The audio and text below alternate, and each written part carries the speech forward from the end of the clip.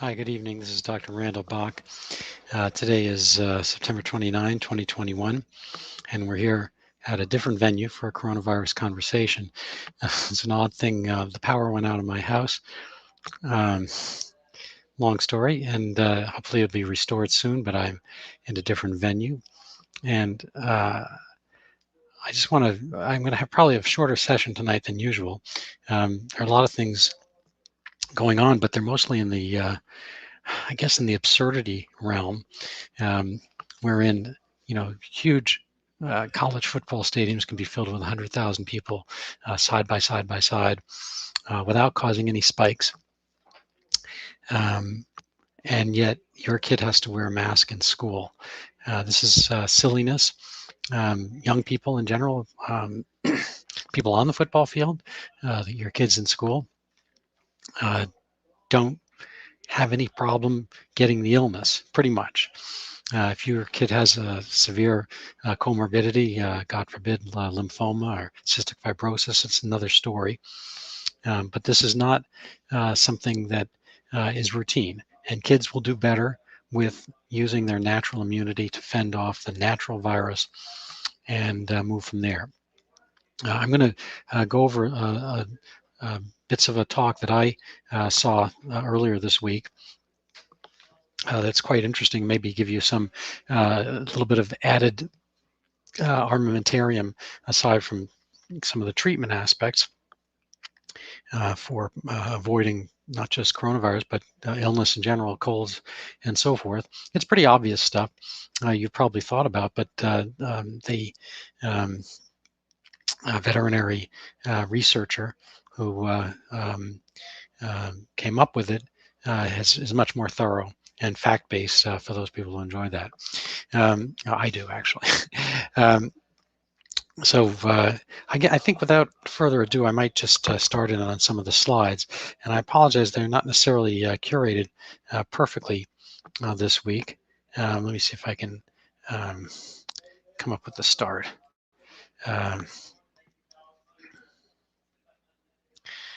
Put this in present mode. And let's see how we do here. So this is Patrick Shaw Stewart. He's British, and it's not a very romantic title here. Seasonality and selective trends in viral acute respiratory tract infections. And also with Julia Bach, no relation, spelled differently, temperature-dependent viral tropism, understanding viral seasonality and pathogenicity, which means propensity to give illness, is applied to the avoidance and treatment of endemic viral respiratory illnesses, that is, colds and whatnot that you get on a regular basis within a population. So in medical, not medicalese or not researchese, it's cold weather makes you more susceptible to getting colds. I mean, that might be why they're called colds. So let's, without any further ado, see if we can go over some of this here. So what I'd like to point out is he has a chart here. It's a regression coefficient. I'm not really going to go far into detail on this, but basically, if you're shivering outside, you're at a much higher likelihood of catching cold than if you're sweating outside. So if you're out for a run, or cross-country skiing or something like that. And I went to medical school in Rochester, New York. It was pretty flat, but a lot of snow. So we did a lot of cross-country skiing, and I swear, there are some 15 or 20 degree Fahrenheit days that I was out skiing shirtless, and never got sick doing that. If you're wearing a skirt, I didn't do that, but either women or Scotsmen might do that on cold days. If you're stationary outside more than 2 minutes, so forth, you're more likely to come down with illness. This one is a little bit beyond my comprehension or ability to pass off. But he was pointing out that the influenza moves from hot places to cold more often than in the other direction. This is standard that they might incubate in the hotter places, as in South China and so forth, and then they move to the colder places, North China, and then out to other places in the United States and so forth in wintertime. This is adapted from another article, and you can copy the link and check it out. But frankly, it's probably more than I can put forth in a comprehensible manner right off the bat in a short format. This might be a little bit easier. North America is in green, Europe in brown. So these tracks is seasonally pretty much the same, and you can see in the winter there are more COVID deaths per million people. This is a rate, not an absolute number. Whereas in South America, it's somewhat the inverse. I imagine if you went to South India and places like, or India in general, which is near equatorial, that you'd find the same kind of inverse. So when, as Michelle Obama said, when they go low, we go high. That seems to be South Africa, South America, and probably South Africa as well. So it's their colder season is in August. What we call the summer is their winter, and vice versa. So if you kind of squint a little bit, maybe you can see the blue is somewhat the inverse of these other sinusoidal-like curves. And if South Africa were up here, I'm sure it'd be the same. Probably, maybe India not so much because it's more equatorial. Anyway, this is something that I've covered, not specifically with this term, the virulence transmission trade-off model. And this points out that over time, viruses tend to soften, attenuate a little bit. And I've used the Ebola example many times, that if your virus is too powerful, it kills everything off. So this is an example, this is a sad scene of avian flu, where animals altogether, they die off rapidly. So if you're the virus, viruses don't think, but your increased viral shedding must be balanced against a reduction of the time during which shedding takes place and the reduced mobility of the host. So that is to say, if you're like Ebola and you kill everybody off real quick, they're not only in bed, but they're embedded. They're done. They're flat, and they're not going to be able to pass anything over. This is an extreme example, but the Ebola example is very similar. So if you burn brightly, you're going to burn hot, you're going to burn quickly, and you're going to burn out.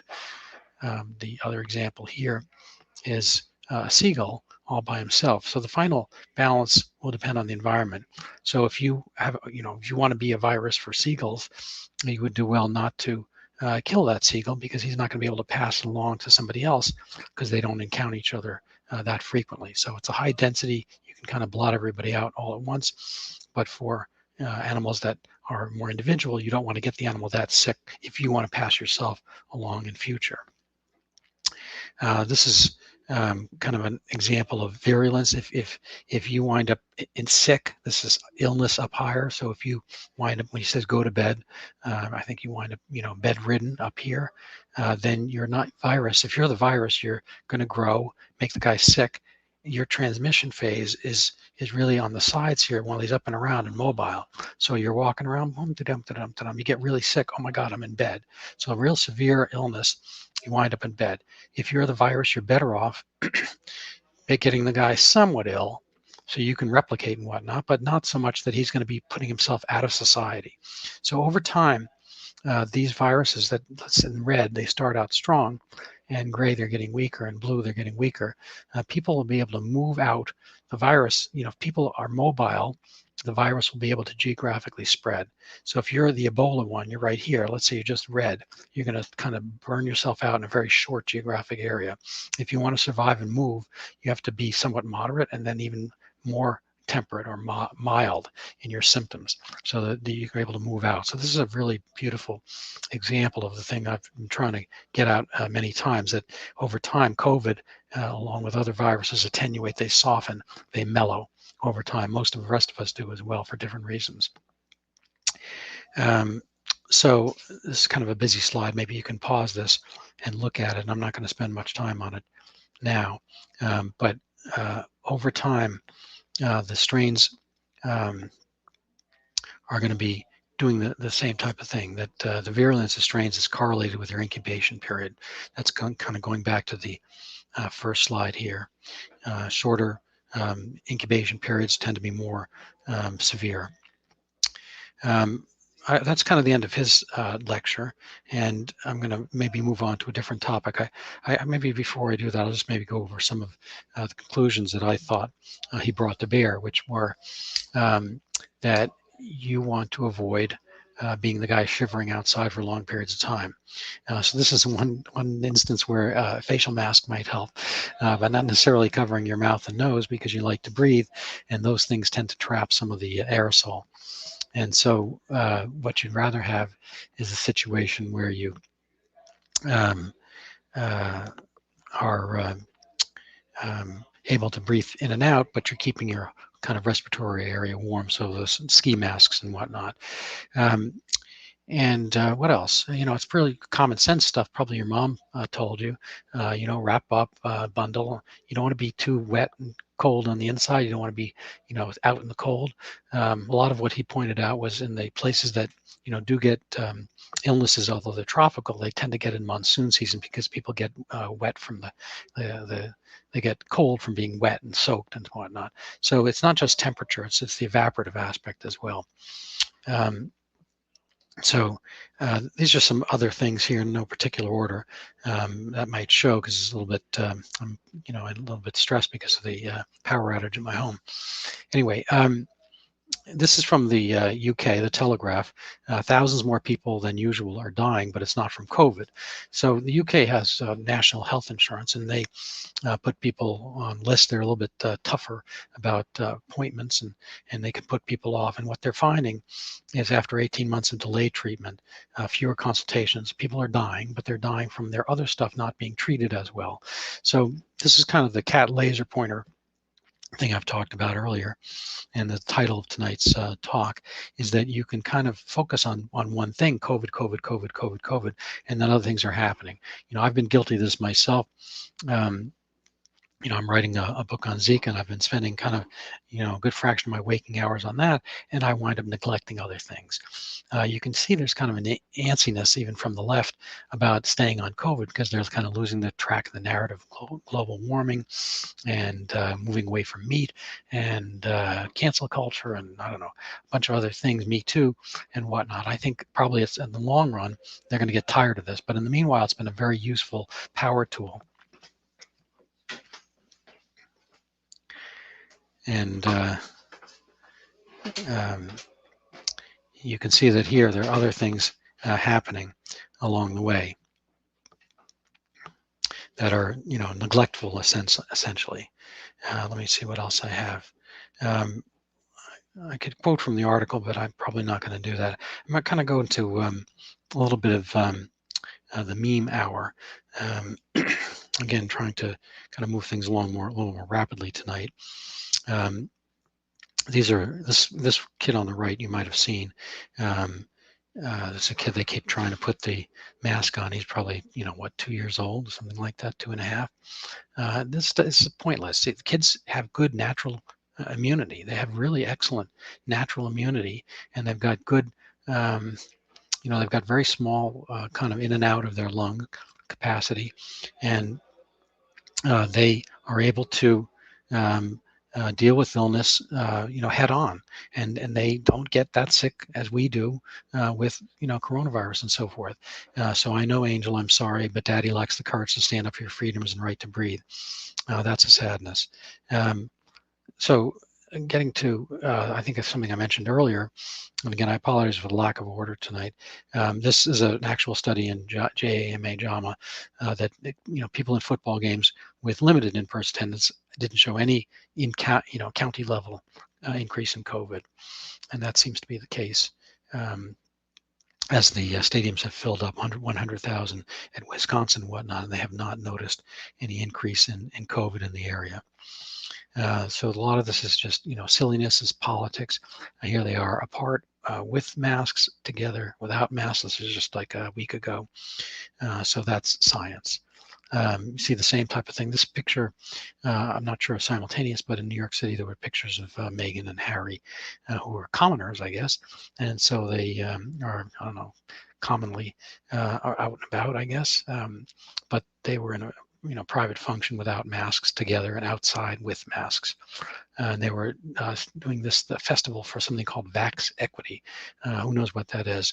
But I think what they mean is they want everyone to have the vaccine. I get it, but a lot of groups, ethnically, blacks in the United States are the least likely amongst the major racial groups to be vaccinated, with Hispanics somewhat in the middle.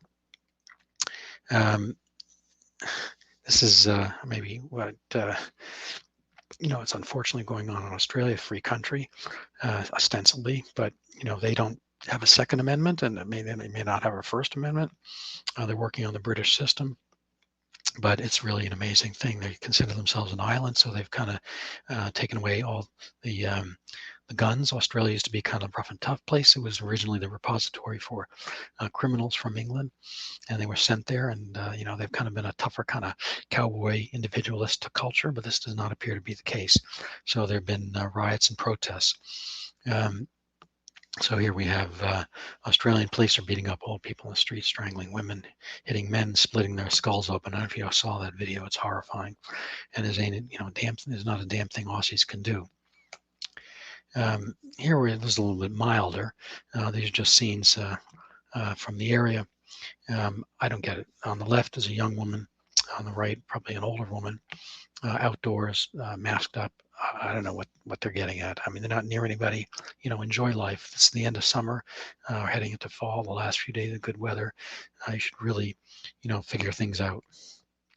I don't know if this is a caricature or a cartoon, or this guy's, kind of being an artist, or he's that worried about it. I can't tell. Either way, I like the slide. I don't know where this is. Someplace in East Asia, most likely. This is the weather we get every day. We get, without asking, I get COVID stats. New cases 4,000, new deaths 0. And again, Massachusetts has 10 million people. That should be, hundreds of deaths on a regular basis per day. So I don't know, like 300 deaths per day should be anyway. So we're getting 0, and even if they're 5 or 10, that's a very small fraction of the deaths in general. Here's getting back to Vax Equity. I'm not sure who Billy Prempa is. Only 28% of Black Americans are vaccinated. That means next month, when vaccine passport law go into effect in New York City, nearly 3/4 of Black Americans will be denied service. So this is kind of like apartheid in a way. If you think voter ID is racist, you must also think vaccine passports are racist. Moving right along here, this slide is actually from the left, showing people who, were vaccine deniers or whatever, did my own research, take my own chances. I don't see necessarily what's wrong with that. I mean, why should that necessarily affect anybody? First of all, it's not the case for young people at all. Everybody 50 under healthy does not die for this. The survival rate is about 99.97% or even higher for people under 20. Conversely, a lot of people, obese and smoking or riding motorcycles, doing things they like to do, and taking their life in their own hands. That is your right. It's your life. It used to be, my body, my choice, my body, myself. And people are saying unvaccinated people should be denied health care since they refuse to take responsibility for a preventable disease. I've heard this many times at my tennis club and so forth. And people, I heard it from somebody who was actually kind of in this situation, rather obese, probably about 80 pounds overweight, and oddly enough, in the tennis club. That's his prerogative. And, I don't know whether he's a free thinker as far as his weight and so forth, or trusts his own judgment regarding his diet.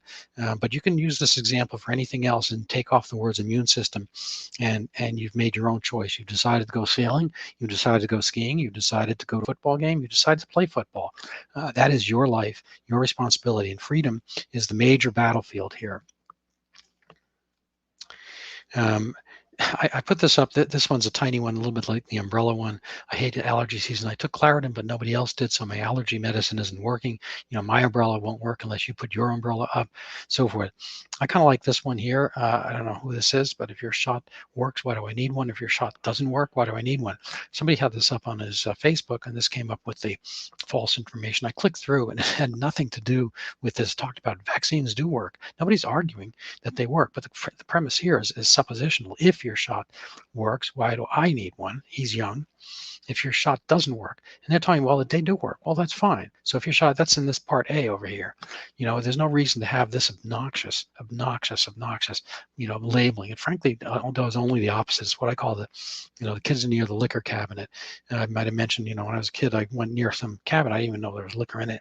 I go to my parents, I'm like, whoa, go crazy and so forth. Don't look in that. And this is kind of like only intrigues people. And if in fact you were interested in keeping people away from these thoughts, you should probably just leave them alone. It's much more anodyne and harmless to do so. So, I don't know who this guy is, but some kids cartoon. I don't know if it's Scooby. He looks kind of Scooby-Doo-ish, but questioning science is science. I'm going to probably leave that, the meme hour, with that. Let's see what else we have tonight. I think that was it for all the memes. I might, think about calling it a night because I've got a few other things pressing tonight. And I apologize, this is a shorter session, but I hope you came away with some interest. Let's see if there's anything I really need to talk about. In the meanwhile, I like to reinforce some ideas, and I go over the India stats all the time, because India was the so-called Delta strain. We don't really hear that much about the Delta strain anymore. I assume it's on the way out of the United States. I haven't even checked today because, frankly, there's other things as the United Kingdom. I apologize. Well, that's very similar, but they're kind of going through the same stuff. Their majority cases are Delta, but they're pretty much down to zero. I had somebody ask in a lecture the other day, it's like daily deaths in August and September are higher this year than they were last year. This has to do with seasonality we talked about before. So they're higher in the winter, and if so they were low in the summer, but relatively speaking, people have kind of gotten back into society, and they're gonna be having some hugging and kissing and pent up demand and so forth, desires. And so they're going to have some interactions, and they're going to get COVID positive, but without much in the way of mortality and illness. Like I said before, the cases and problems in the hospitals in the UK are from other illnesses, not COVID. So life goes on, and you just have to kind of move with the punches. The United States is on the tail end of its Delta, as you can see here. And again, the places in the Northeast that had prior experience with the COVID did not experience this. We've talked about this before. We've shown you that if you look at the new deaths, they're highest in Texas border, go figure, with open border. People don't care. They can't tell you they care about COVID if they're letting people in without being tested. Haiti has a 1% vaccine rate. So essentially everybody who comes across the border is unvaccinated, if that were the thing you worried about as far as COVID. A lot of the places that had outbursts and problems before are down to zero fatalities on a regular basis. And Massachusetts was one of them the last couple of days. I believe New York is up in here someplace, but if it's not one, it's very close to it. So we're talking about hands full of deaths in places that would should be having hundreds of deaths from other causes, and will anyway, because guess what, people do get old and die. Ditto with Sweden. They're having essentially no cases, even unlike the UK, and they're having essentially no fatalities because they're probably the country with the best background immunity level. So I think that's going to do it for this evening. I hope it was an interesting time for you. I think what you really have to do is you have to stay strong. You have to, voice your, approvals and disapprovals. I don't think you should take everything at face value. And I think we have to, band together and bond and be the change, like frankly, Mr. Obama said, we are the change we've been hoping for. Well, you have to be the change. You have to stand up for reasonable science and reasonable facts. There's situations that are not tenable. There's a lot of, I call it when liberal pieties collide. My congregation has been leaving the windows open with the fans on all day, all night. And this is going to come up with a crazy heating bill or air conditioning bill and so forth, and it just can't go on. What can't go on won't go on, and you can't be an environmentalist and care about fossil fuels and all of that while you're leaving your doors and windows open to your house or your clubs and so forth, and and having the heat full on, or doing the same in summer with the air conditioning full on. It's very wasteful. All these masks that people are going through, it's just a silliness, and it's not necessary. And the people who are not vaccinated and young and healthy are young and healthy. And there you have it. Anyway, I think I'm going to call it a night. I hope you enjoyed this. Please feel free to pass this around if you have any advice or questions.